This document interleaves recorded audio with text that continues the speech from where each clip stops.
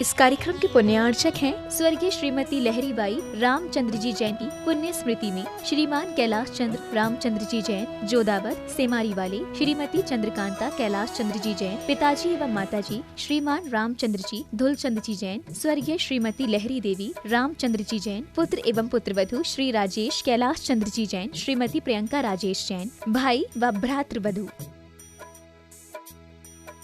पुत्री व दामाद, बहन एवं बहनोई, प्रतिष्ठान Rajesh hardware and paint smart, Vastral road, Ahmedabad.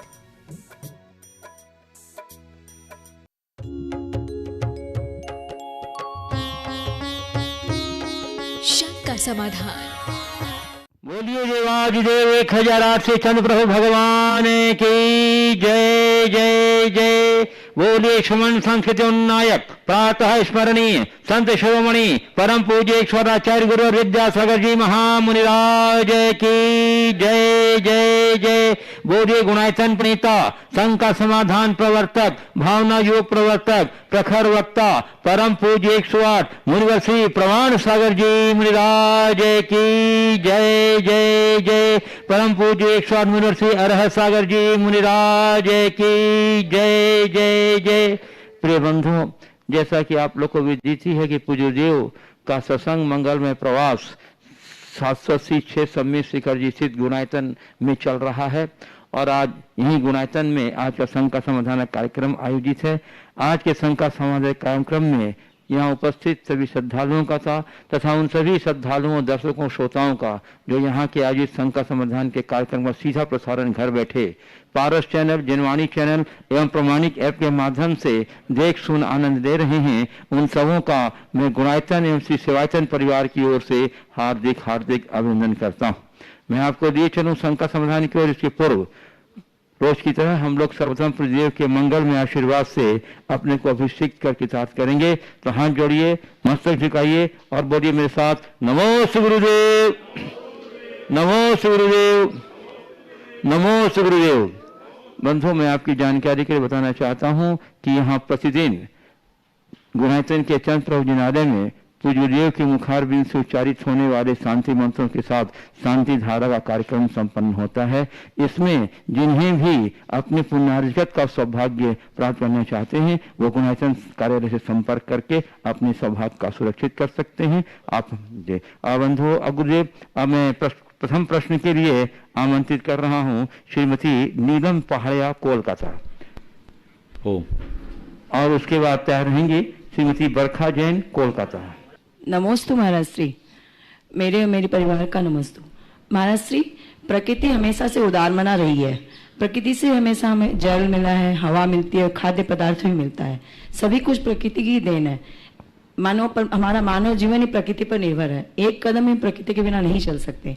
तो फिर प्रकृति महाराज जी कभी कभी ऐसा उग्र रूप क्यों धारण कर लेती है कि जैसे पूरे मानव जीवन को नष्ट कर देगी। तो इस प्रकृति की संवेदनशीलता का ये रूप धारण करने का क्या कारण है और उसका निवारण का क्या उपाय है?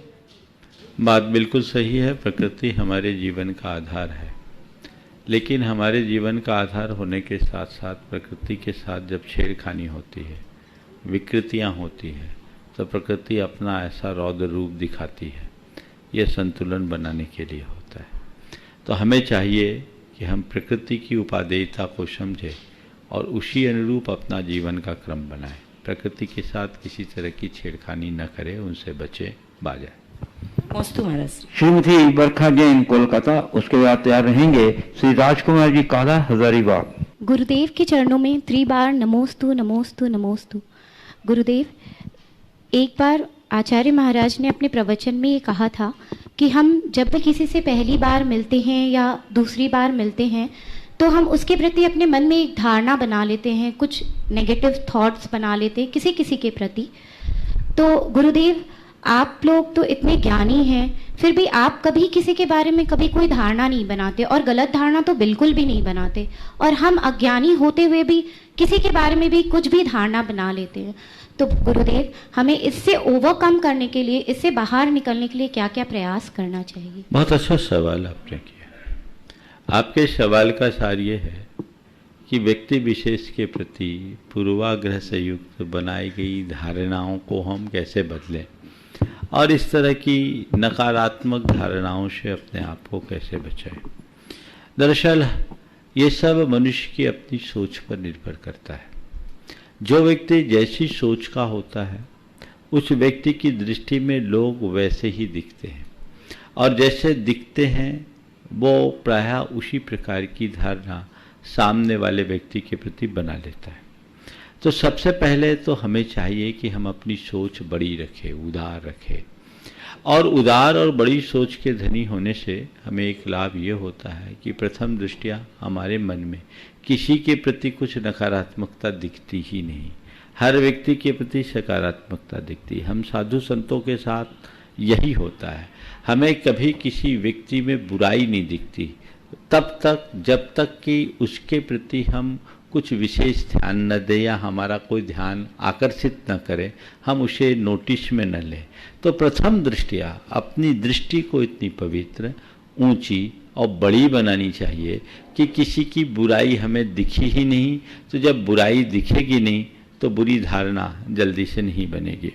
फिर भी कई बार ऐसे कई प्रसंग बनते हैं जिसमें व्यक्ति के साथ घटित प्रसंगों के अनुभव के कारण व्यक्तियों के प्रति हमारे मन में अच्छी बुरी धारणाएं बन जाती है। अच्छी धारणाओं में तो कोई दिक्कत नहीं है, लेकिन बुरी धारणा कई लोगों के प्रति बन जाती है। उस धारणा को दूर करने के लिए हमें चाहिए हम अपने अंदर क्षमा भाव लगाएं, प्रतिक्रमण करें, अपनी बुरी स्मृतियों का नित्य त्याग करने का अभ्यास करें, सामने वाले से क्षमा मांगे और अपने हृदय से सामने वाले को क्षमा करने का मनोभाव जगाएं। यदि ऐसा हम कर लेते हैं तो हम काफ़ी अंशों में सामने वाले के प्रति इस प्रकार की दुर्धारणा से बच सकते हैं। और कई कई लोग ऐसे होते हैं जो बड़े पूर्वाग्रही होते हैं, जैसा चश्मा लगा ले सामने वाला वैसा ही दिखता है, तो पहले से ही ऐसे सोच लेते हैं। बच्चे का रिजल्ट खुलना था, बच्चा स्कूल जा रहा था और पिता ने पूछा कहाँ जा रहा है, बोले स्कूल जा रहा हूँ, रिजल्ट आना है। पिता ने एक चांटा खींच के मार दिया। जैसे ही बाप ने एक चांटा मारा, उसके दोस्त ने कहा क्या बात है भाई, इसका रिजल्ट खुल रहा है, तुम अभी से चांटा मार दिए। बोले मुझे मालूम है ये क्या रिजल्ट लाएगा, शाम को मैं रहूँगा नहीं इसलिए अभी से दे देता हूँ। तो ये जो पूर्वाग्रही वृत्ति है ये चीज़ें ठीक नहीं हैं और ऐसी सोच रखने वाले लोग जीवन में कभी सफल नहीं होते। हमें गलत को भी हमेशा गलत दृष्टि से नहीं देखना चाहिए, कई बार गलत भी किसी अर्थ में सही हो जाता है। कहावत है कभी कभी खोटा सिक्का भी काम का हो जाता है। तो हमें थोड़ी सोच को व्यापक रखनी चाहिए, उदार बननी चाहिए, तब ये कार्य हम अच्छे से कर सकें। श्री राजकुमार जी काला हजारीबाग तैयार रहेंगी। यूनाइटेड ट्रस्टी श्रीमती अर्चना बेनाड़ा कोलकाता। पूज्य गुरुवरों के चरणों में सत सत नमन, सत सत बंदन। हजारीबाग समाज की ओर से और मेरे परिवार की ओर से सत सत बंदन।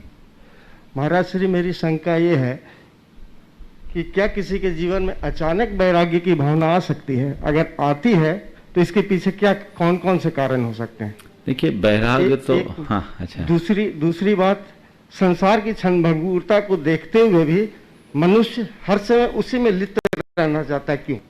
बहुत सुंदर। और एक चीज और अच्छा अपने अनुभव से अपने विस्तार पूर्वक समझाएं, क्योंकि आप इसके प्रत्यक्ष प्रमाण हैं। अच्छा, आपके प्रश्न का दो पहलू है। पहला पहलू, क्या अचानक किसी को के जीवन में वैराग आ सकता है? देखिए वैराग एक घटना है और ये अचानक ही होता है। हम तीर्थंकरों के जीवन वृत्त को देख करके चले। भगवान ऋषभदेव राज में अप्सराओं का नृत्य देख रहे थे, राज दरबार में सब देख रहे थे, सारी राजसभा नीलांजना के नृत्य को देखने में मशगूल थी।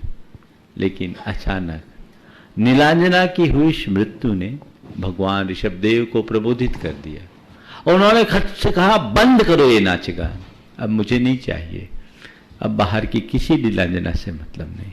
उन्हें जीवन की भंगुरता का बोध हो गया, जीवन की वास्तविकता का एहसास हो गया।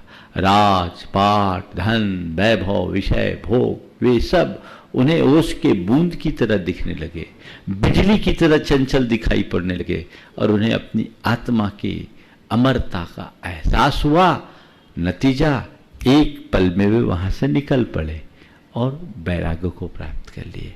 हमने अनेक प्रसंग पढ़े हैं तीर्थंकरों के और अन्य महापुरुषों के, जिनने अपने जीवन में घटने वाले एक छोटे से निमित्त को पाकर जीवन में बड़ा परिवर्तन किया है। तो ये परिवर्तन कभी भी हो सकता है जब बाहर की घटना अंतर घटना को जन्म देती है, तब वैराग्य उत्पन्न होता है।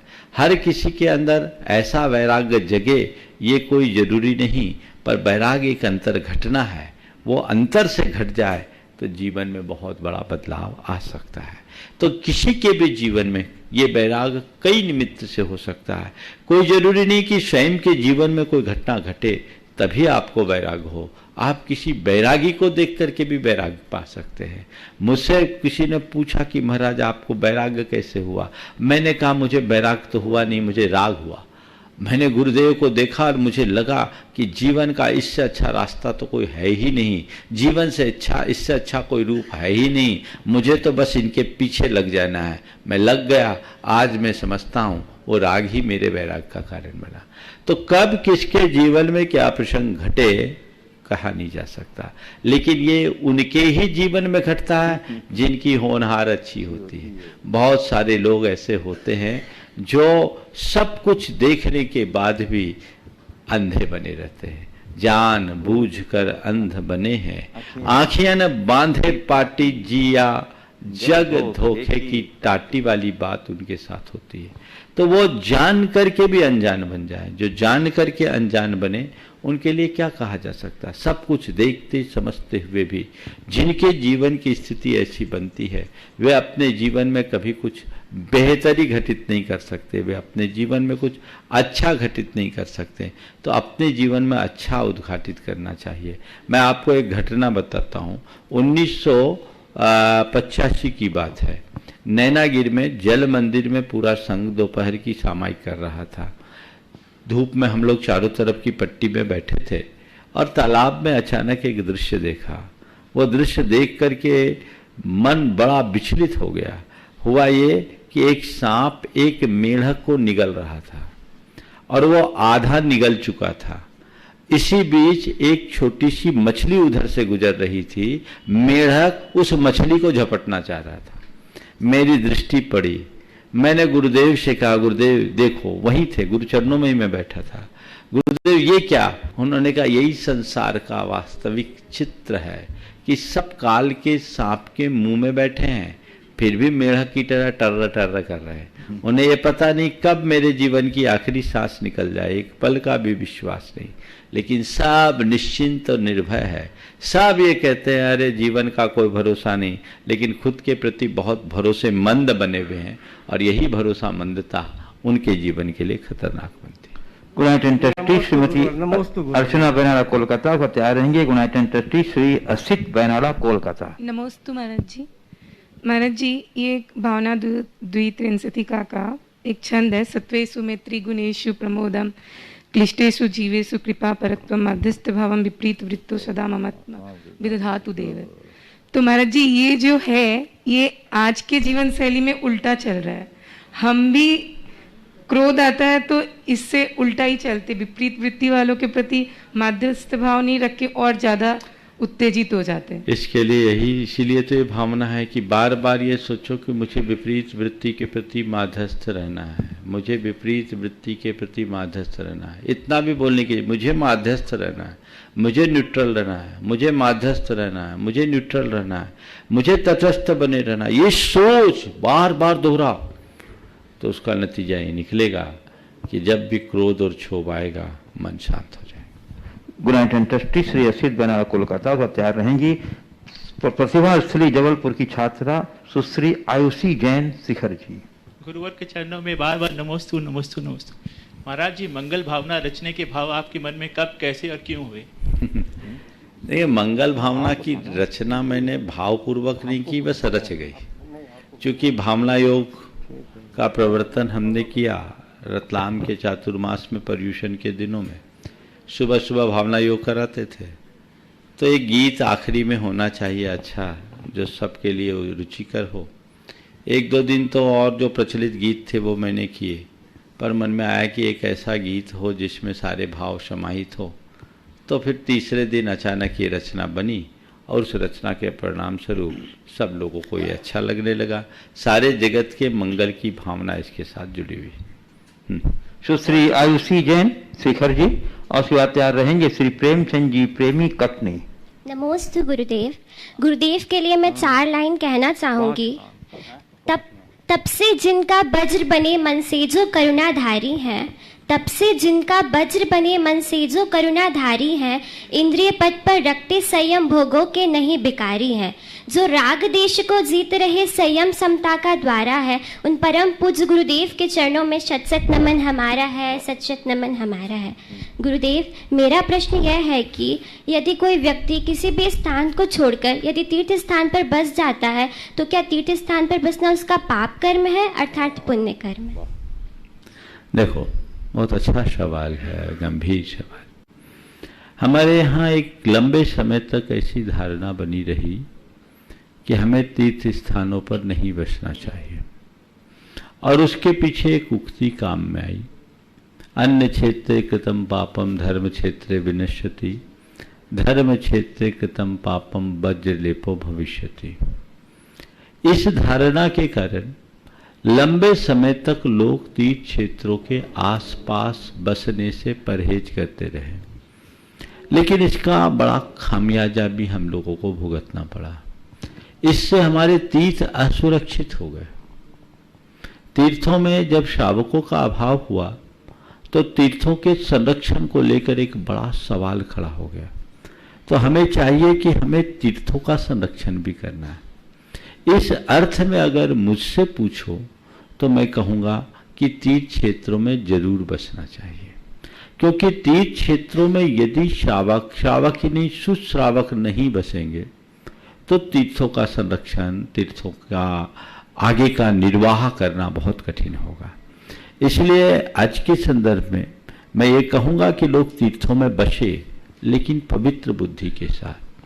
ये सोचे कि ये मेरा सौभाग्य है कि जिस तीर्थ की वंदना के लिए लोग दूर दूर से आते हैं, उस तीर्थ में मुझे सहज बसने का सौभाग्य मिला है।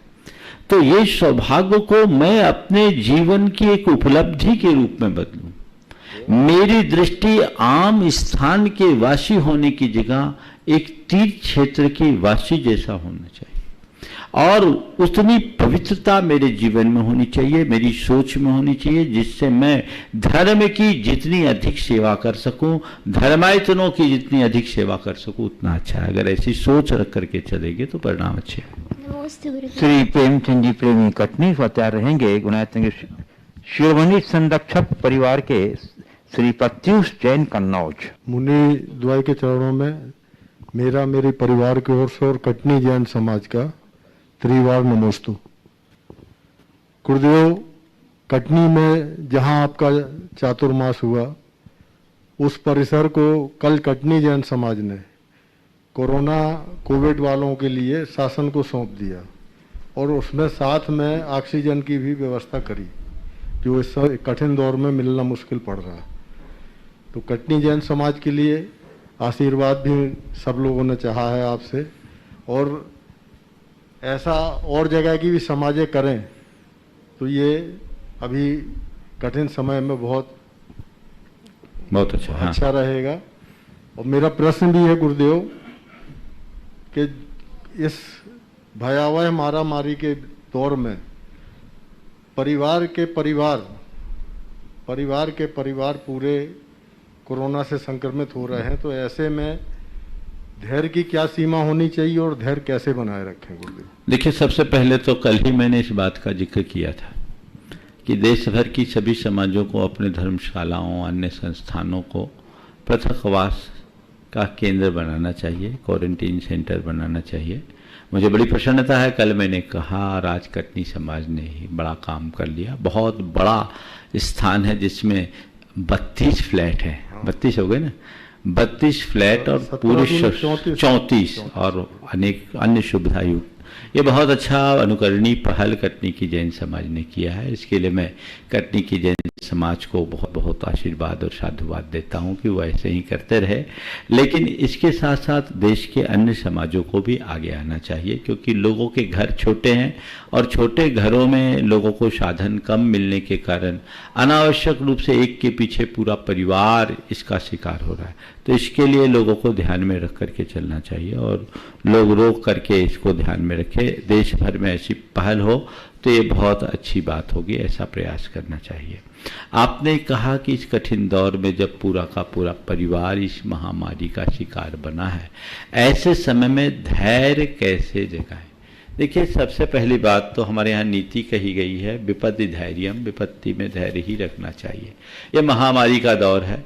महामारी के इस दौर में हमें सावधान तो रहना ही होगा और जो है उसको सहना पड़ेगा। जब भी किसी को कोई बीमारी आई है या इस बीमारी ने किसी को लीला है, तो अब हमारे पास उसके अलावा और कोई चारा नहीं है। मनुष्य को एक बात समझ के रखना चाहिए कि हमारे हाथ बहुत छोटे हैं, हमारी शक्तियाँ बहुत सीमित है, काल बलि के आगे किसी का चलती नहीं। ये सोच करके मन में धैर्य रखना चाहिए, जो सहज सामने हो उसे सहज भाव से स्वीकारना चाहिए। लेकिन इसके साथ साथ अगर बीमारी आई है तो घबराना नहीं चाहिए। ये सोचना चाहिए कि बीमारी आई है वो ठीक हो जाएगी। बहुतों को बीमारी हो रही है, सब ठीक हो रहे हैं, हम सावधान होकर के चलेंगे, जैसी चिकित्सा कही गई है और जो अपेक्षित सावधानी है उसे अपना करके चलेंगे तो हम इस बीमारी से अपने आप को बहुत आसानी से बचा सकेंगे। ऐसी सोच अपने आप में रखिए। भावना योग कीजिए, थोड़ा योग कीजिए, प्राणायाम कीजिए, इससे भी आपके मन में धैर्य बढ़ेगा और वो धैर्य आपके जीवन की जटिलता को दूर करेगा। तो हमेशा धैर्य का भाव मन में रखना चाहिए। भावना योग इसका एक बड़ा कारगर उपाय है। लेकिन साथ साथ मैं एक ये भी कहना चाहूँगा कि अभी भी लोगों के मन में बिल्कुल समझ नहीं है। हम बातें बड़ी बड़ी करते हैं लेकिन जो आवश्यक और अपेक्षित है उसकी तरफ ध्यान नहीं है। आज भी लोग इतना सब कुछ होने के बाद भी मास्क लगाने में गंभीर नहीं हो रहे हैं। आज भी ऐसी विषम और भयावह स्थिति होने पर भी डिस्टेंसिंग की, आपसी दूरी के प्रति लोगों के मन में जागरूकता नहीं है। आज भी लोग शादी विवाह की पार्टियों में घूम रहे हैं, आज भी लोग मॉल में जाना चाहते हैं, आज भी लोग होटलों में खाना खाना चाहते हैं, आज भी लोग इधर उधर घूमना फिरना पसंद करते हैं। ऐसा करके वह न केवल स्वयं को अपितु पूरी मानवता को खतरा उत्पन्न कर रहे हैं। इसकी तरफ उनकी दृष्टि जानी चाहिए। लोगों में संयम होना चाहिए, अनावश्यक घूमने फिरने की आदत से बचना चाहिए। थोड़ी सी भी तकलीफ अगर आपको हो रहा है या कोई भी लक्षण है तो आपको दूर होना चाहिए।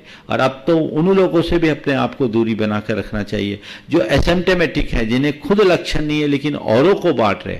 तो क्यों ना संयम रखे, लोग संयम रखे, अपने आप को सीमित रखे, सुरक्षित रखे, तो इस महामारी को काफी अंशों तक नियंत्रित किया जा सकता है। सरकार के डंडे के जोर से कुछ लाभ नहीं होगा, हमें खुद को अपने अंदर से तैयार करना होगा, तभी ऐसा कुछ हो सकता है। तो सबको बहुत सावधान रहना चाहिए। इसलिए मैं बार बार जो लोग यहाँ भी आना चाहते हैं उन सब से भी मैं यही कहना चाहता हूँ कि अभी आवागमन का समय नहीं है, इसकी स्थिति भयावह हो रही है। ये भी सूचना आ रही है कि अब ये हवा के माध्यम से भी फैलने लगा है। डॉक्टर गुलेरिया का एक स्टेटमेंट मुझे लोगों ने बताया, तो ये एक बहुत गंभीर है।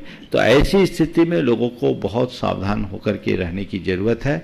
हम विपत्ति को धैर्य और संयम के साथ ही झेल सकते हैं। भावनाएं भाएं, सद्भावना भाएं, घबराए नहीं लेकिन लापरवाह भी न बने, इतनी ध्यान में रख करके चलेंगे तो सब ठीक होगा। शिरोमणि संरक्षक परिवार के श्री प्रत्युष जैन कन्नौज और उसके बाद तैयार रहेंगे यूनाइटेड ट्रस्टी श्री अखिलेश सदभैया टीकमगढ़। नमोस्तु नमोस्तु नमोस्तु गुरुदेव।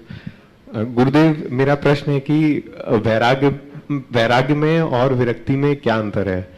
जैसे कई बार जब जीवन में परिस्थितियां प्रतिकूल होती हैं तो वैराग्य भावना उमड़ती है, लेकिन परिस्थितियां अनुकूल होने पर फिर से सब वैसा ही हो जाता है। हम कैसे इस वैराग्य भावना को विरक्ति में परिवर्तित कर सकें? बहुत अच्छी बात है। वैराग्य जीवन की एक घटना है और विरक्ति एक क्रिया।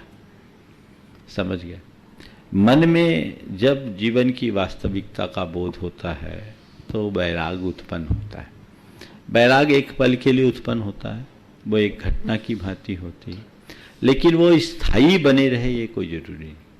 लेकिन जिनका वैराग्य स्थिर हो जाता है, उसके मन में संसार और भोगों के प्रति पूर्ण उदासीनता का भाव जग जाता है, और ये भाव उसके अंदर का स्थायी भाव बन जाता है। इसी का नाम है विरक्ति।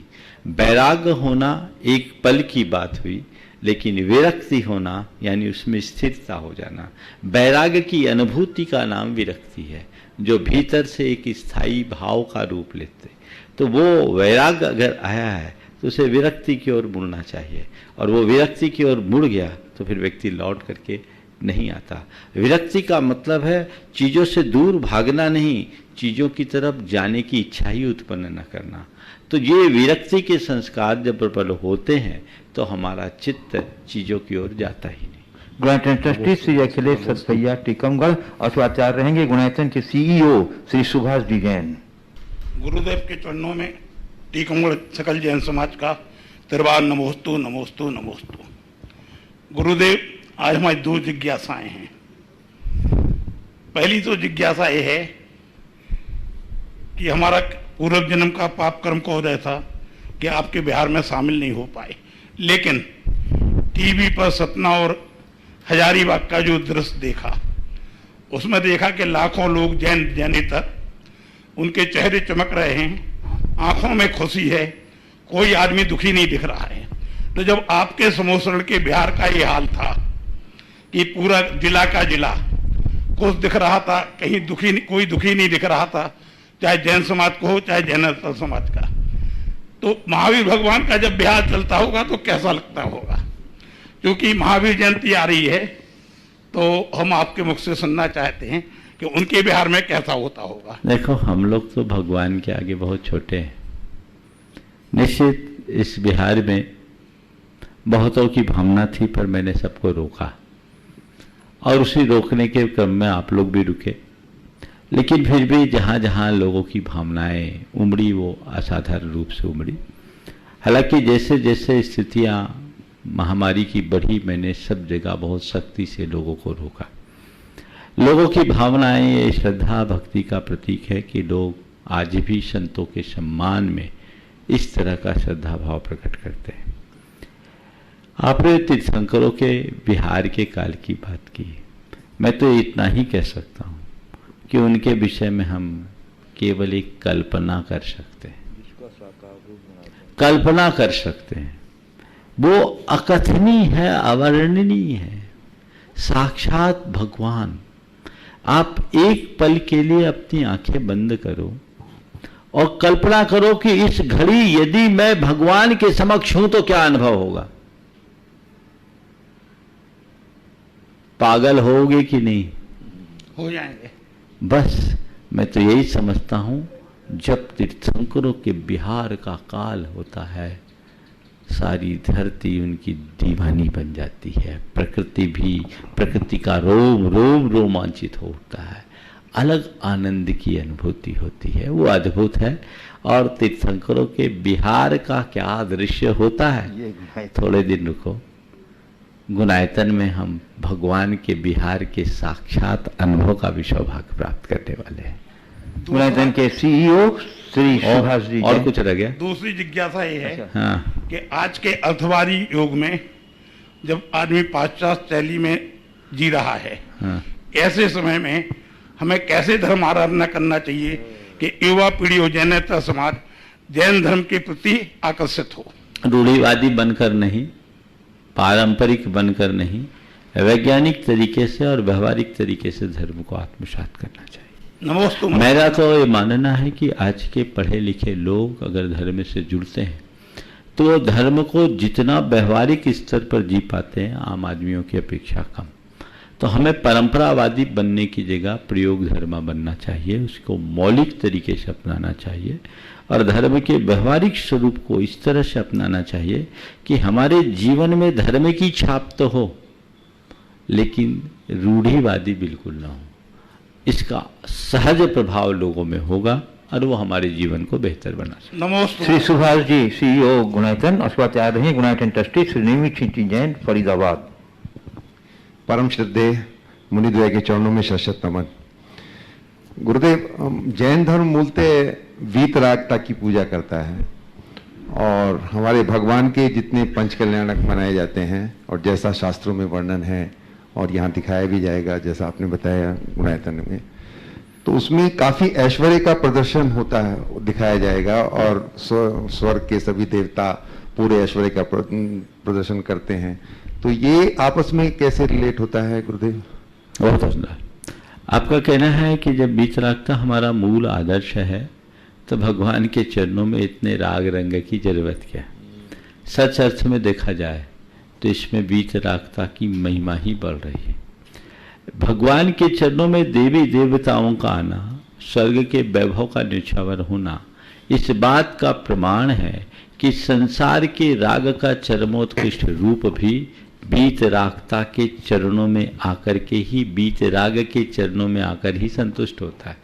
भगवान ने उन्हें बुलाया नहीं, पर वे खुद अपने भक्ति भाव से प्रेरित होकर आते हैं। वे इस बात को प्रमाणित करते हैं, प्रकट करते हैं कि जो सुख प्रभु के चरण में है, जो सुख प्रभु की वीतराग छवि में है, वो स्वर्ग के वैभव में नहीं। इंद्र को अपना वैभव व्यर्थ लगने लगता है, स्वर्ग की संपदा अर्थहीन दिखने लगती है, उसे वो कुछ भी अच्छा नहीं लगता, सब तुच्छ लगता है। उसका बस चले तो सर्वस्व भगवान के लिए अर्पित कर दे, और भगवान है, संसार के सारे वैभव उनके चरणों में न्यौछावर होने पर भी उनकी तरफ देखते भी नहीं, 4 अंगुल ऊपर पैर रख करके चलते। वो उनकी अलिप्तता का द्योतक है। तो ये राग रंग की पुष्टि का द्योतक नहीं, ये राग रंग की निरर्थकता का प्रतीक है। जीवन का जो अंतरंग है उसके आगे बाकी की चीजें सब फीकी है। तो वीतरागता हमारे जीवन का मूल आदर्श है। इससे वीतरागता की महिमा ही बढ़ती है। हमारा लक्ष्य राग नहीं विराग है। राग से वैराग्य की ओर बढ़ना ये हमारा मूल लक्ष्य होना चाहिए। एक बार मैंने गुरुदेव से पूछा था कि जब हमारा मूल आदर्श वीतरागता का है तो हमारे मंदिरों में विभिन्न प्रकार की आकृतियों का अंकन क्यों होता, खासकर खजुराहो जैसी शैली का? तो गुरुदेव ने बहुत अच्छी बात की थी। बोले ये इस बात का द्योतक है कि ये जो बाहर का राग रंग दिख रहा है व्यर्थ है, और भीतर का जो वीतराग है वही हमारे लिए उपास्य है, वही शरण्य है, वही पूज्य है, वही उपादेय है। ये समझाने के लिए दिखाया जाता है कि राग से वैराग्य की ओर बढ़ो, राग में मत अटको। राग तो संसार में उलझाने वाला है, वैराग्य से ही जीवन का वास्तविक विकास है। श्री नेमीचंद जी जैन फरीदाबाद, तैयार रहेंगे श्री देवेंद्र जैन शिखर जी। गुरुदेव नमस्तु। मेरे बेटे और मेरी बेटी की तरफ से भी आपके चरणों में बार बार नमस्तु। महाराज जी, मैंने एक जगह पढ़ा था कि contribution is better than competition. तो वहां पर ये बताया गया कि ये लक्ष्य की प्राप्ति करने के लिए, मतलब अपना एम या अपना टारगेट है उसको प्राप्त करने के लिए contribution is better than competition. तो महाराज जी, इस समय जो मतलब वातावरण है वो कंपटीशन का है, तो कंट्रीब्यूशन से कैसे अपने एम को प्राप्त किया जा सकता है? देखिए, बात बिल्कुल ठीक है। जिन्होंने भी ये बात कहा contribution is better than competition, मैं इसमें थोड़ा और संशोधन कर देना चाहता हूँ। मैं कंट्रीब्यूशन और कंपटीशन के साथ एक और शब्द जोड़ता हूँ कि combination is better than competition. समझ गए? कॉम्बिनेशन हो, हम एक दूसरे के साथ सामंजस्य बना करके चले, तालमेल बना करके चले, एक दूसरे के साथ सहभागिता देंगे तो ज़्यादा आगे सफल हो पाएंगे। और कॉम्बिनेशन के साथ साथ थोड़ा कोऑर्डिनेशन भी हो जाए तो कंट्रीब्यूशन, कंपटीशन, कॉम्बिनेशन और कोऑर्डिनेशन, जीवन को आगे निखारना चाहते हो तो कंपटीशन से बचो, कॉम्बिनेशन और कोऑर्डिनेशन के साथ अपना जितना अधिकतम कंट्रीब्यूट कर सको वो करो, कंट्रीब्यूशन करो, तो वो हमारे जीवन के लिए ज़्यादा बेहतर परिणाम देगा। श्री देवेंद्र जैन शिखर जी। गुरुदेव द्वय के चरणों में सत सत्र काल नमस्तु। हे गुरुवर, सम्मेद शिखर पर्वत स्थित चौपड़ा कुंड का जन मंदिर तथा सम्मेद शिखर जी विकास समिति के अंतर्गत पार्श्वनाथ जिनालय, इन दोनों मंदिरों में वर्षों से अभिषेक, पूजन, प्रक्षाल आदि बाधित है, इसके लिए कौन दोषी है और कहाँ तक यह न्याय संगत है? गुरुदेव, देखिए, मुझे अभी यहाँ आने के बाद ही ऐसा मालूम पड़ा कि चोपड़ा कुंड की पूजा अर्चा लंबे समय से बंद है और संवेदाचल विकास समिति का जिनालय भी बंद है। मुझे इसके पीछे के पृष्ठभूमि का कुछ पता नहीं है, लेकिन ऐसे हमारे धर्मायतनों का पूजा अर्चा से शून्य होना पूरी समाज के लिए घोर ही दुख का विषय है, चिंता का विषय है। जो कुछ भी है, हमें इनके सभी कारणों की समीक्षा करनी चाहिए और संवेदनशीलता और गंभीरता के साथ उनका समाधान खोजने का प्रयास करना चाहिए, तभी ये सब कुछ होगा। ये बड़ा अंतराय है, भगवान की असाधना है, हमें असाधना से बचना चाहिए। मुझे आगे पीछे का कुछ पता नहीं है, इसलिए इस विषय में मैं भी कोई अपनी टिप्पणी नहीं करना चाहूँगा, लेकिन जो कुछ भी है ये हमारे लिए बहुत दुखद है। हमें इसका स्थायी हल ढूंढना चाहिए और सभी पहलुओं पर विचार करना चाहिए। पूज्य जी हजारीबाग से श्री रंजन जी सेठी टीपू ने अपनी जिज्ञासा रखी है कि मंदिर जी में जाकर पूजन करना धर्म है या जैन धर्म के बताए मार्ग पर चलना या अच्छे कर्म करना? देखिए, मंदिर में जाकर पूजन करना धर्म नहीं है तो क्या अधर्म है? क्या वो जैन धर्म के द्वारा बताए गए मार्ग पर चलने जैसा नहीं है? अच्छे कर्म करना निश्चित धर्म है और पूजा पाठ भी हमें अच्छे कर्म करने की प्रेरणा देते हैं। तो हम अगर मंदिर मूर्ति से जुड़े हैं, अच्छे कर्म करें, अच्छे कर्म करके हम अच्छी प्रेरणा पाएं और अपने जीवन को आगे बढ़ाने की कोशिश करें, जिससे हम अपने जीवन को अच्छा बना सकें। लेकिन जो लोग मंदिर मूर्ति पूजा पाठ तक सीमित हैं और अपने आचरण और व्यवहार को अच्छा नहीं रखते, उन्हें चाहिए कि हमारे मंदिर मूर्ति पूजा पाठ की सार्थकता तभी होगी जब हम उसी अनुरूप अपना कर्म करेंगे, अच्छा कर्म करें, तभी हमारा जीवन अच्छा हो सकेगा। पूज्य श्रीमती डाली मालूजार कटनी से नमोस्तु पूर्वक पूछ रही हैं, गुरुदेव, जब हमारा कोई अजीज निरंतर गलती करता हो और हम उसे क्षमा करते जाते हैं, तो ऐसे में वह हमारी क्षमा का सकारात्मक एहसास न कर नकारात्मक एहसास करते हुए गलती ही करते जाता हो, तो क्या ऐसे में क्षमा के स्थान पर नसीहत देने के लिए दंडित किया जाए, तो क्या यह भी सुधार की दृष्टि से एक प्रकार की क्षमा नहीं कही जाएगी? देखिए, क्षमा करने का प्रयोजन गलतियों का पोषण नहीं, गलतियों का शोधन होना चाहिए। यदि कोई छोटी मोटी स्वभावगत दुर्बलता है तो उसे अंत तक सामने वाले की एक दुर्बलता मान करके नज़रअंदाज करना और क्षमा करना कोई अच्छी बात है, इसमें कोई बुराई नहीं। लेकिन यदि कोई व्यक्ति किसी बड़ी दुर्बलता का शिकार बना है और उसके कारण उस पर और उसके परिवार पर, समाज पर दुष्परिणाम आने वाले हैं और वो बार बार उसकी पुनरावृत्ति कर रहा है, तो ऐसे व्यक्ति को बार बार क्षमा करने की जगह सही रास्ता दिखाने का प्रयास करना चाहिए।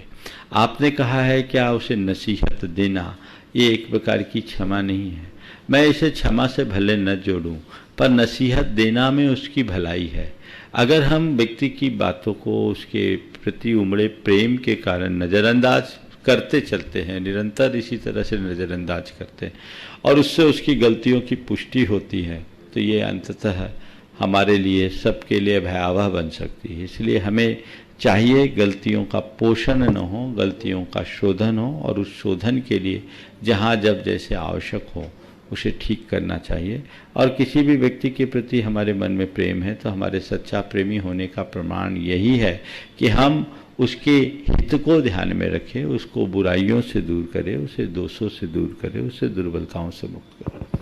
पूज्य खेरवाला राजस्थान से जुगल जैन कह रहे हैं, जैन धर्म में मानसिक मोटिवेशन के लिए किस क्रम का स्वाध्याय करना चाहिए? देखिए, मानसिक मोटिवेशन के लिए जो भी हमारे धर्म ग्रंथ हैं वो हम सबको एक आंतरिक प्रेरणा देने वाले हैं। किसी भी धर्म ग्रंथ को आप पढ़ सकते हैं, लेकिन अच्छा अपने मन को अध्यात्ममय बनाना चाहते हैं तो सबसे सरल तो है छड़ाला। छड़ाला हिंदी का एक बड़ा सुबोध छंदबद्ध ग्रंथ है। अगर आप उनकी पंक्तियों को बार बार दोहराएं तो उससे आपके जीवन में बहुत बड़ा बदलाव आ सकता है। इसी के साथ साथ 12 भावनाएं हैं। 12 भावनाएं हिंदी में छोटे छोटे पद हैं। किसी भी 12 भावना को आप पढ़ लीजिए, आपको उससे बहुत अच्छी प्रेरणा मिल सकती है।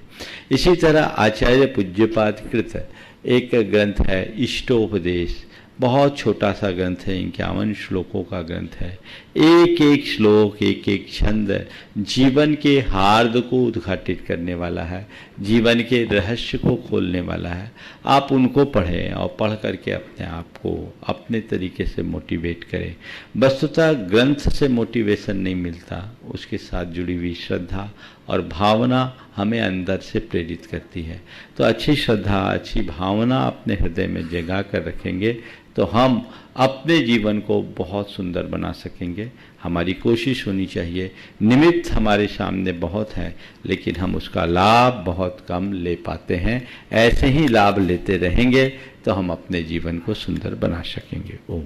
पूज्य गुरुदेव, अगला प्रश्न बाकल से कवि अजय अहिंसा एडवोकेट बहुरी बंद का।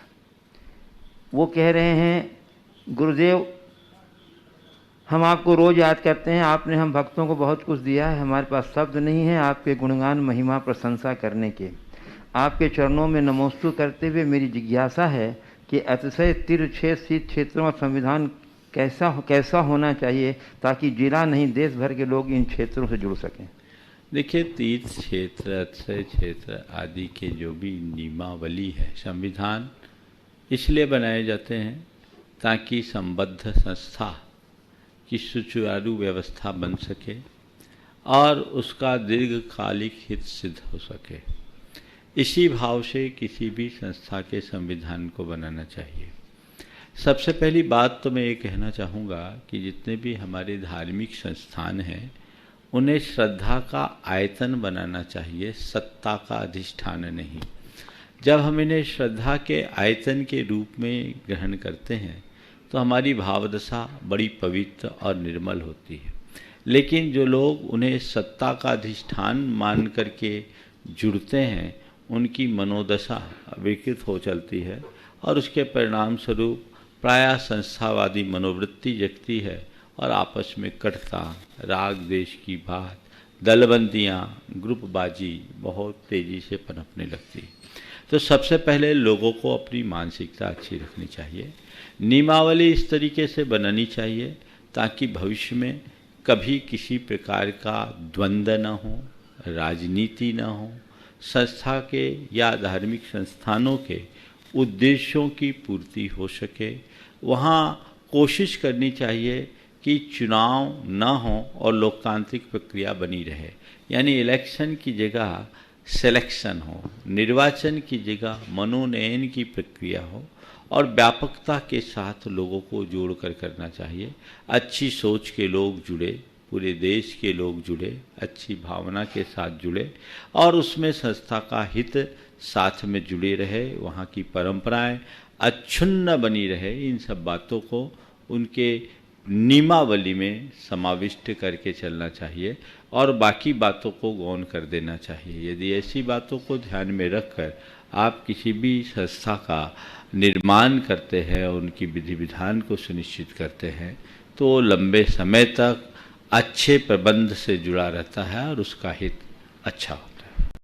तो गुरुदेव, अकोला महाराष्ट्र से ग्रांटन ट्रस्टी संगीता दवाने कह रही हैं, गुरुदेव मेरी जिज्ञासा यह है कि तीर्थंकर जन्म लेते हैं, हमारा भी जन्म होता है, लेकिन गुरुदेव जन्म दोनों के होते हैं, लेकिन हमारा जन्म होता है तो हमें जन्म देने वाली माता को जन्म का सूतक लगता है और तीर्थंकर को जन्म देने वाली माता को सूतक क्यों नहीं लगता? क्रिया तो दोनों में एक सी होती है, फिर ये अंतर क्यों? बात बिल्कुल सही है। ऊपरी तौर पर देखें तो जन्म की प्रक्रिया समान है, लेकिन जन्म के आगे पीछे की जो पृष्ठभूमि है इन दोनों में जमीन आसमान का अंतर है। हम आप साधारण प्राणियों का जन्म होता है और तीर्थंकरों का जन्म नहीं, जन्म कल्याणक होता है। उनका जन्म सारे जगत के कल्याण के लिए है और अनेक जन्मों के साधना के बाद अपने जीवन को पूर्णता प्रदान करने वाला यह जन्म उन्होंने पाया, जिसमें उनका कल्याण होगा, जन्म देने वाली माँ का भी कल्याण होगा और सारे जगत का कल्याण होगा। महापुरुषों के जीवन में सूतक पातक नहीं होता, उनके साथ शरीर में उस तरह की अशुद्धियाँ भी नहीं होती जिस तरह की अशुद्धि को लेकर के सूतक पातक का विधान किया जाता है। इसलिए तीर्थंकरों की माँ का जो गर्भ होता है वह गूढ़ गर्भ होता है। सामान्य रूप से जैसे एक महिला का गर्भ दिखता है, तीर्थंकर की माँ गर्भवती होने के बाद भी उस तरह से उनका पेट दिखता नहीं है। तो ये सब कुछ ऐसी विशेषताएं होती है जो उनको इन सब बातों से बचा लेती है, और इसीलिए उस परिवार में सूतक पातक नहीं होता। तीर्थंकरों के ही नहीं, अन्य महापुरुषों के भी साथ ऐसा होता है। नहीं तो चक्रवर्तियों के यहाँ अगर सूतक लगने लगे तो 96,000 रानियाँ होती है, वो पूरा जीवन ही सूतक में लगे।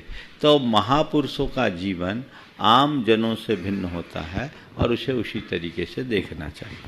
पूज्य गुरुदेव, पुणे महाराष्ट्र से श्रीमती डॉक्टर चंद्रकला गंगवाल अपने जन्म दिवस के अवसर पर नमोस्तु पूर्वक आशीर्वाद की कामना व्यक्त करते हुए ये कह रही हैं कि गुरुदेव, हमारे पति डॉक्टर के.एम. गंगवाल और मेरे पुत्र प्रातोष गंगवाल दोनों परितोष गंगवाल दोनों इस वक्त हॉस्पिटल के मरीज को देख रहे हैं और पूरी रात वो अपनी सेवा दे रहे हैं। एक पत्नी के नाते डर लगता है कि कहीं दोनों अफेक्टेड न हो जाएं, तो उन्हें रोक दूं, परंतु तभी मन यह भी कहता है कि रुग्ण सेवा यह उनका धर्म है, उन्हें रोकना अच्छा नहीं होगा। गुरुदेव, बड़ी उलझन में हूँ, ऐसे में हमें क्या करना चाहिए? देखिए, सबसे पहले तो मैं कहना चाहूँगा कि आप एक पत्नी तो हो ही, साथ में एक डॉक्टर भी हो, और डॉक्टर की पत्नी होने के साथ साथ डॉक्टर की माँ भी हो। तो एक चिकित्सक का क्या कर्म है, क्या कर्तव्य है, इसे आप अच्छे तरीके से जानती हैं। मैं तो ये कहूँगा, इस महामारी के दौर में जो भी चिकित्सकगण अपनी जान की बाजी लगाकर इस तरह की सेवाएं दे रहे हैं, उनका हृदय से स्वागत करना चाहिए, उन्हें प्रोत्साहित करना चाहिए। उन्हें अपने आप को सुरक्षित रखते हुए जितना बन सके लोगों को चिकित्सा उपलब्ध करना चाहिए। भारत जैसे देश में आज भी चिकित्सा का तंत्र उतना सुदृढ़ नहीं है, और संसाधनों की कमी के कारण लोगों को सही इलाज भी नहीं हो पा रहा है। तो चिकित्सक की भी कमी है और संसाधनों की भी कमी है, और ऐसे में यदि चिकित्सकगण थोड़ा आगे पीछे होंगे तो मामला बहुत गड़बड़ हो सकता है। इसलिए आप नकारात्मक बिल्कुल न सोचें और उनको खुले मन से जाने के लिए प्रेरणा दें, और उन्हें चाहिए कि वे सब सुरक्षित तरीके से लोगों की चिकित्सा कर सके, जैसे अन्य चिकित्सक कर रहे वैसा करें। अच्छे का परिणाम हमेशा अच्छा होता है, इस बात को अपने मन मस्तिष्क में अंकित कर लें। पूज्य दिल्ली से गुणायतन ट्रस्टी श्री मुकेश कीर्ति मेट्रो नमोस्तु पूर्वक कह रहे हैं कि गुरुदेव, एक लंबी अवधि के उपरांत आज आपके प्रवचन का सीधा प्रसारण देख सुनकर हम परिवारजन अत्यंत प्रमुदित एवं गदगद।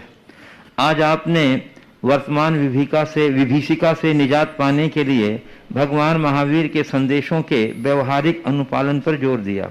गुरुदेव, मैं यह जानना चाहता हूँ कि हम सभी उन संदेशों का पालन करते हुए उन्हें जन जन तक उन संदेशों को पहुँचाने के लिए क्या कर सकते हैं? देखिए, जन जन तक संदेशों को पहुँचाने के लिए सबसे पहली बात तो ये है कि हमारे आचरण में वो संदेश गूंजे। वस्तुतः प्रभाव तब पड़ता है जब हम नहीं, हमारा आचरण बोलता है। हम लोग शब्दों से संदेश का प्रचार तो बहुत करते हैं, लेकिन उन्हें अपने जीवन में उतारने के क्षेत्र में प्रायः पिछड़ जाते हैं। हमें चाहिए कि हम जिन संदेशों को जन जन तक पहुंचाना चाहते हैं उसकी शुरुआत स्वयं से करें। हम स्वयं उन संदेशों को उतारें, आत्मसात करें, ताकि आने वाले लोग उसकी तरफ आकर्षित हो। तो पहली कोशिश हम खुद में अपने आचार में ऐसी दृढ़ता रखें, और दूसरे क्रम में हम उसको अधिक से अधिक लोगों तक पहुंचाने की कोशिश करें। जैन धर्म के विषय में जो लोगों का भ्रमपूर्ण दृष्टिकोण है उसे बदलने की कोशिश करें। आज ये समय आ गया है जब हम लोगों को ये बात बता सकते हैं कि जैन धर्म कितना जनोपयोगी धर्म है, भगवान महावीर के सिद्धांत आज के संदर्भ में कितने अधिक प्रासंगिक है। यदि इन बातों को बताने में हम सफल होते हैं तो निश्चित ये इस युग की एक बहुत बड़ी सेवा होगी और जनता का बड़ा भला। पूज्य गुरुदेव, कटनी मध्य प्रदेश से शास्त्री परिवार के श्री प्रमोद कुमार जैन कक्का नमोस्तु पूर्वक कह रहे हैं गुरुदेव, 12 भावना में आता है बहुमंत्र तंत्र नहीं होई मरते, बहुमंत्र तंत्र जो होई मरते न बचावे कोई। जब मंत्र तंत्र से कुछ होता नहीं है और किसी भी विपदा में मंत्र के जाप करने के लिए मुनिराज आदि नियम देते हैं, प्रेरणा देते हैं, उदाहरण भी आए हैं। इस प्रकार के मंत्र से इस प्रकार का लाभ हुआ, वर्तमान में भी लाभ होने के उदाहरण मिलते हैं। ये दोनों बातें परस्पर विपरीतता को दिए हुए हैं। गुरुदेव, यह पंक्तियां किस परिप्रेक्ष्य में लिखी गई है, कृपया शंका का निवारण करने के अनुपम। देखिए, इन पंक्तियों को पहले ठीक से समझ लें।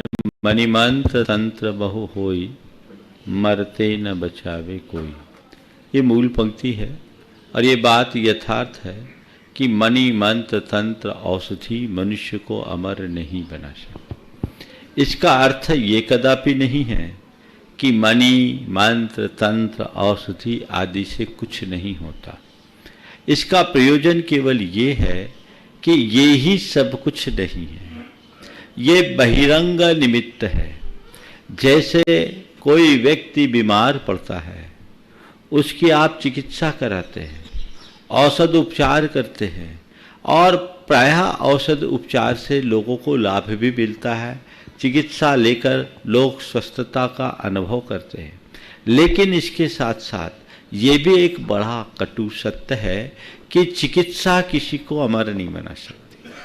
चिकित्सा से व्यक्ति इलाज करा सकता है लेकिन आयुष की प्राप्ति नहीं कर सकता। बहुत सारे लोग ऐसे होते हैं जिनकी उत्तमोत्तम चिकित्सा कराने के बाद भी उन्हें बचाया नहीं जा सकता। तो यहाँ पर चिकित्सा एक बहिरंग निमित्त है और वो बहिरंग निमित्त कारगर है सामान्य व्यक्ति के लिए, जो हमें असमय में मृत्यु से बचा सकता है, स्वास्थ्य लाभ दिला सकता है। लेकिन यदि व्यक्ति का पापोदय प्रबल हो अथवा आयु अल्प हो तो उस व्यक्ति को द्वारा उस व्यक्ति के लिए कितनी भी चिकित्सा क्यों न कराई जाए, वो आरोग्य लाभ को प्राप्त नहीं कर सकता। तो जैसे चिकित्सा के साथ ये बात जुड़ी है, हम ये जानते हैं कि चिकित्सा हमें अमर नहीं बना सकती, लेकिन फिर भी हम इस विश्वास के साथ चिकित्सा का लाभ लेते हैं कि चिकित्सा से हम स्वास्थ्य को प्राप्त कर सकते हैं। इसी तरह मणि मंत्र और तंत्र की बातें हैं। ये एक बाहरी निमित्त है। मंत्र तंत्र कुछ नहीं करते, ये कथन सही नहीं है, और मंत्र तंत्र से ही सब कुछ हो जाता है, ये कथन भी पूरी तरह सही नहीं है। हमारे लिए मंत्र तंत्र का लाभ ये होता है कि उससे हमारा मनोबल बढ़ता है, हमारे अंदर सकारात्मकता आती है, सकारात्मक ऊर्जा बढ़ती है और वह बहुत कुछ हमारे स्वास्थ्य के लाभ में निमित्त भी बनता है। क्योंकि जब हम मंत्र जाप आदि का अनुष्ठान करते हैं, उससे हमारी अंतःस्रावी ग्रंथियों में बड़ा परिवर्तन होता है और ये परिवर्तन हमारे स्वास्थ्य के लिए भी कारण बनता है। वैज्ञानिकों ने इसे सिद्ध भी कर दिया है। जैसे औषधि हमारे स्वास्थ्य के लाभ में कारण है, वहीं कई अर्थों में मंत्र आदि का भी प्रयोग हमारे स्वास्थ्य लाभ में लाभदायी है। हीलिंग के जितने भी कार्यक्रम आज चल रहे हैं वो उसके ही प्रमाण हैं। लेकिन इस बात को कभी भूलना नहीं चाहिए कि ये सब बाहरी निमित्त है, अंतरंग नहीं। और निमित्त एक सीमा तक ही कारगर होता है, उससे आगे नहीं। इसलिए मणिमंत्र तंत्र बहु होई मरते न बचावे कोई, इस उक्ति को हमें ठीक से समझना चाहिए और इन पर अंधा विश्वास नहीं करना चाहिए। हमेशा एक बात ध्यान में रखना चाहिए, जातस्य मरणम ध्रुवम ध्रुवम मृतस्य जन्मश। जन्म लेने वाले का मरण निश्चित है और मरने वाले का जन्म निश्चित है। एक दिन हमने जन्म लिया है तो हमें मरना ही पड़ेगा। दुनिया की कोई शक्ति हमें अमर नहीं बना सकती। बड़े बड़े महापुरुषों को भी इस दुनिया से जाना पड़ा है।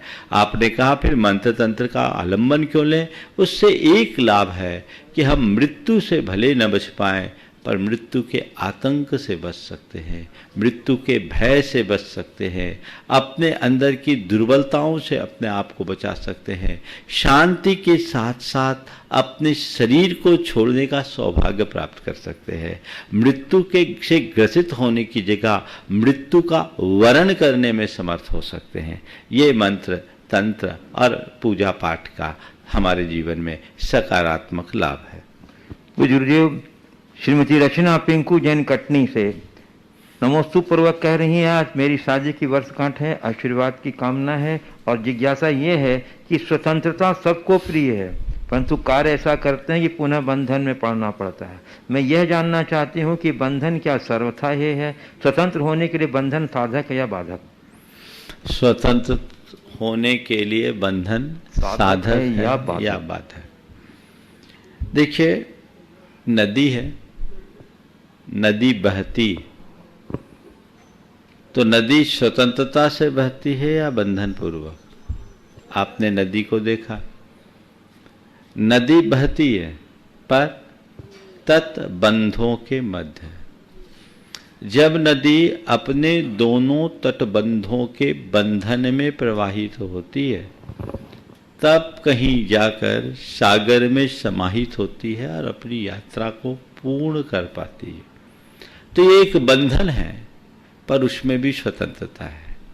तटबंधों में बंधने के बाद भी नदी का प्रवाह उत्तरोत्तर आगे बढ़ता है और नदी अपनी गति से आगे चलती है। तो एक बंधन नदी का है और एक बंधन है कुएं या पोखर का, जो चारों तरफ से उसे जकड़ लिया है, जिसमें विस्तार की कोई संभावना नहीं, वो वहीं के वहीं सूख करके समाप्त हो जाए, नष्ट हो जाए, लेकिन वो अपने जीवन यात्रा को आगे नहीं बढ़ा सकती। तो जो बंधन जीवन की गति को रोक दे वो जकड़न है, और जिससे जीवन में प्रवाह हो वो अनुकरणीय है। तो संयम का बंधन वह बंधन है जो हमारे जीवन में एक नई गति उत्पन्न करता है, जिससे जीवन में नव प्रवाह प्रकट होता है, और यही प्रवाह हमारे जीवन को एक सही दिशा में आगे बढ़ा सकता है। तो संसार का बंधन, लोगों का बंधन, व्यक्ति का बंधन हमारी गति को अवरुद्ध करता है, और संयम का बंधन हमारे जीवन को प्रगति से जोड़ता है। इस प्रकार आज के इस सत्र को परम पूज्य गुरुदेव के चरणों में नमन अर्पित करते हुए यहीं पर विराम। बोलिए परम पूज्य आचार्य गुरुवर श्री विद्यासागर जी महाराज की। बोलिए परम पूज्य 108 मुनिवर श्री प्रमाण सागर जी महाराज की जय जय जय। प्रमुनि अरहत सागर जी महाराज की जय जय जय।